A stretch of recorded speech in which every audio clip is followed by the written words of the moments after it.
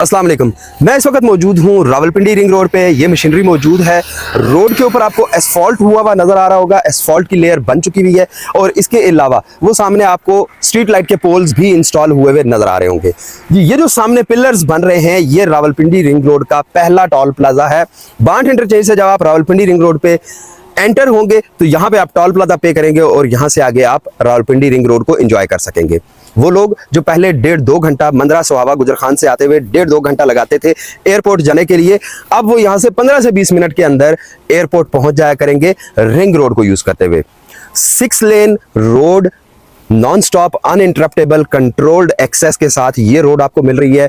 Rawalpindi ring road का ये phase complete होने के बाद इस्लामाबाद वाला फेज कंप्लीट होगा और उसके बाद इसका ईस्टर्न जो लूप है वो कंप्लीट होगा और इसके बाद ये पूरा शहर रिंग रोड के हिसार में आ जाएगा। रावलपिंडी इस्लामाबाद के नाम पे बहुत सारी सोसाइटीज़ ने पैसा लगाया, बहुत सारी सोसाइटीज़ ने पैसा इकट्ठा किया, सारा कुछ किया, बट वो रावलपिंडी रिंग रोड से बहुत दूर है।